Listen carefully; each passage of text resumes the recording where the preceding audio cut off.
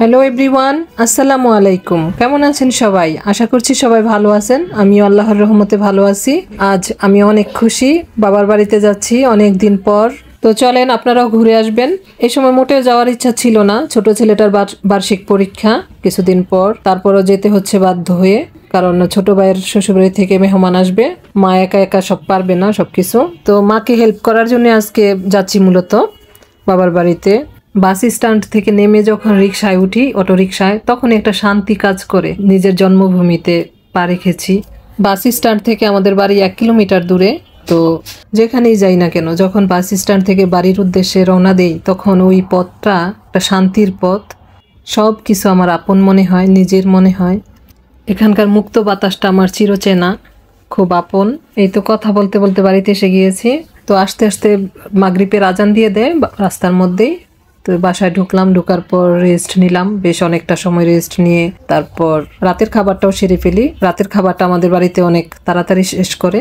8টার মধ্যে রাতের খাবারটা শেষ করে আমি আমার মা দুজনে কাজে লেগে গেলাম। আগের দিনের সব কিছু কমপ্লিট করে রাখবো, শুধু পোলাওটা সকালবেলা রান্না করব। তো এর মধ্যে আমি গরুর গোশতটাকে ম্যারিনেট করে নিচ্ছি।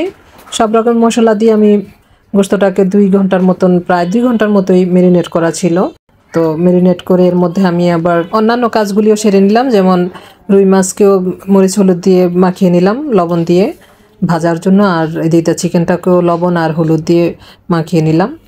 রান্না করার সময় যদি সব কিছু গুছিয়ে নেওয়া যায়, তখন দেখবেন আর রান্না করতে সময় লাগে না, খুব তাড়াতাড়ি হয়ে যায়। প্রায় 20 জনের জন্য রান্নার আয়োজনটা করছি এখানে।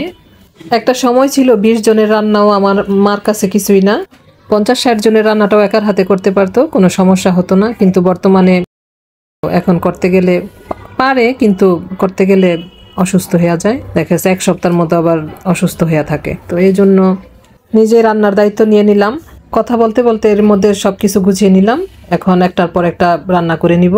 তো প্রথমে বসিয়ে দিলাম ডিমের কোরমাটা। ডিমের কোরমাটা খুবই মজা হয়েছিল।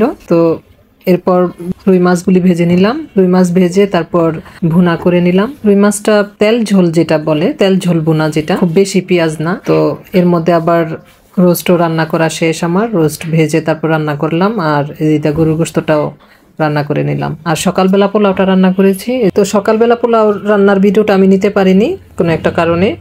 তো এর মধ্যে সব রান্না কমপ্লিট আমার। পোলাও, গরুর গোশতের রাজালা, চিকেন রোস্ট, তারপর হলো ডিমের কোরমা, রুই মাছ ভুনা। এই তো মেহমানের জন্য আয়োজন ছিল, ছোট্ট একটা আয়োজন। আর দুপুরে খাওয়ার পর বিকেলের নাস্তায় ছিল ফিরনি আর দই মিষ্টি। ভালো থাকবেন সবাই। প্লিজ আমার পেজটিকে ফলো দিবেন, আর ইউটিউব থেকে দেখলে সাবস্ক্রাইব করবেন, লাইক কমেন্ট শেয়ার করতেও ভুলবেন না। ভালো থাকবেন সবাই। আল্লাহ হাফেজ।